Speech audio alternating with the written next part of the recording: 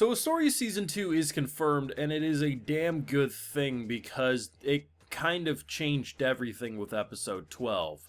The Finn reveal immediately had me saying, okay, where are we going with this? It took me a bit to realize that, damn, this Finn looking a lot like the Don Machi Finn too.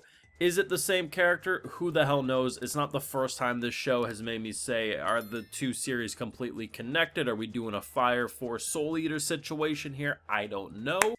But the idea that we ended episode 11 with Will using a sword to consume a spell, and it's like, did he use magic? Did he consume magic? Is it a weird thing that he just invented? It was enough to make you say, where do we go with this? And then you introduce Finn, who's apparently a part of what they call the Finn tribe. So, is there just a shit ton of these Finns? I don't know. Do they all look the same? Do they forever all look 7 years old, as they say? I have no idea. But the connection they both seemingly felt, Will was pulled towards him almost immediately. He ignored the dude who Exodia obliterated the whole damn army. And immediately Finn recognized something similar. So did Will come from his tribe? I don't know. Tune into season 2 to maybe find out. No, I have those full live reactions over on Patreon. If you want to see my full thought to any of these story episodes over there exclusively, I have had a absolute blast covering season 1. And like I said last week, it was all but confirmed. Like, officially, it wasn't confirmed we were getting a season 2, but if you know which leakers to follow and take their word as facts, you're never really going to be led astray. So we knew we were getting the confirmation. I was about 90% sure we were getting it at the end of episode 12, or we would see it at one of the anime events where they announce a bunch of stuff. It was being worked on at the same time. It's basically core 2 if you think of it like that. While there's not a ton of material of Wistoria out, it's very nice because the team that worked on this show was stacked. I mean, you quite literally had the action director of Chainsaw Man behind why this whole thing looked as good as it did. Is not surprising why we wanted a quick turnaround so we could keep the same staff. It's so interesting what they've done in terms of hooking a long-term plot beyond just a boy wanting to climb a tower who apparently can't use magic in a world that says if you can't use magic, you're basically scum. That's how most kind of treated them. Now, granted, if he didn't try to go to a magical school, he could probably live a pretty sane, normal life, even if he doesn't really have respect the same way a mage does. And it's interesting because the conversation Finn had with the headmistress, the animation of when he jumped on the desk and crossed his legs, I mean, that didn't need to go as hard as it did, but props to them. The idea of saying, hey, what the fuck? Why didn't you tell me about this, boy? Sword's my domain. And it's like, ooh, whatever they got going on alliance-wise, it very much feels like the way they're implying it is that Finn and his group handle the dungeon, they handle the sword play, and those with magic on the surface are handled by, well, this whole dynamic. And the idea of someone who very clearly belongs more in the dungeon and should be working with Finn to hone whatever, and I imagine it's probably very similar to whatever, you know, he did against that giant beast. Now, I think Will is a special case of probably actually being able to use some magic, but also very much clearly on the sword path, but we'll get more into that in a bit. But the idea of someone who wants to climb the tower, who can't use magic at face value, is like, you can see how she twists it in a way to be like, well, I didn't really need to tell you because this is my domain. You can see how these two could get very spicy and how wars could erupt with people like this in charge, but damn is it interesting. Because we know Sion threw a fire spell, and Will's sword consumed it.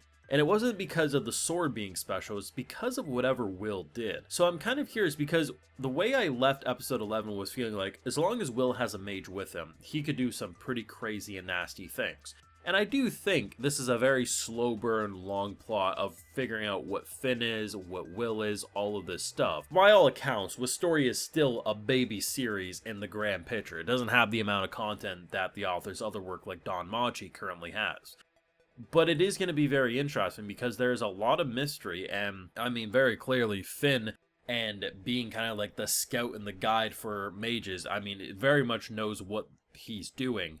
And seriously, apparently the strongest sorcerer coming in, and he's got the pay to win staff. At first I'm thinking this is a man who's, without the staff he wouldn't be impressive. No, I'm pretty sure he's actually just him. I love the idea of going from this explosive, bombastic, just cruel, fiery explosion and slicing and dicing to a man who just hits his staff down once and everything evaporates. The contrast to just, it gets across because for our characters, they were fighting for their life. They were huffing, they were puffing, they were struggling. And I think the franticness and the insanity of how at face value it was so batshit wild, that really gets across the threat they were dealing with. For a man to come in and just evaporate so peacefully, elegantly, shows the difference in power between the two sides there.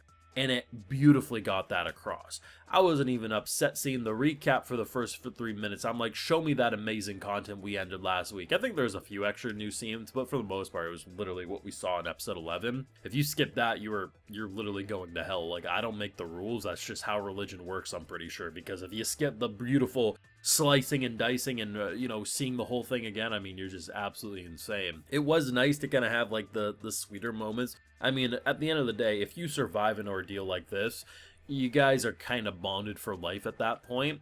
And even though Julius is still being a little shit, I'm glad they tried to strangle him a couple of times, even though I'm questioning how he was choking with an apple that was quite literally a full apple, but it's Julius, he's kind of an idiot. The Sion and Will stuff is definitely my favorite out of the whole dynamic because it was the first one to truly rub the viewer the wrong way, and then it quickly became this bromance that it's kind of like the Bakugo to his Deku, let's be honest. It really is. And I like their dynamic. I like them, shooting up the school, basically. I mean, it sounds bad to say, but they quite literally were. And just running away like they're scamps. Just a fantastic season. Truly 10 out of 10 if you ask me. And honestly, I really am excited to see what they do. Because as much as I'm, like, very excited to see more of the crazy action, it's the mystery around Will. And now, especially adding in that Finn stuff, there's so much to explore. Let me know what you thought on the last episode of Wistoria, though, down below. Be sure to leave a like if you enjoyed, subscribe if you're around here, of course, ring that bell, and like I mentioned, full live reactions over on Patreon, and hey, while you're over there, I'll also give you a video shout-out. Alright, so today we got Snake Eater 7, Nathan Semichuk, Zeshram, Derek Lord, Dylan Miles, Jonas Pierre, Stephen Thomas, Danny0119, and we also have Coconut Gang. So I appreciate the support, everyone. Please take care, and let this be a lesson. And if we can take one thing from Wistoria, if you ever find yourself in a situation where you feel similar or relate to Julius, or one of your friends gives you a Julius vibe, leave them in whatever the equivalent is in the dungeon in your life, because I am the biggest Julius hater, and I don't care if he saves 1 million babies in Season 2. I will die on the hill. He is worst boy. Have a good one.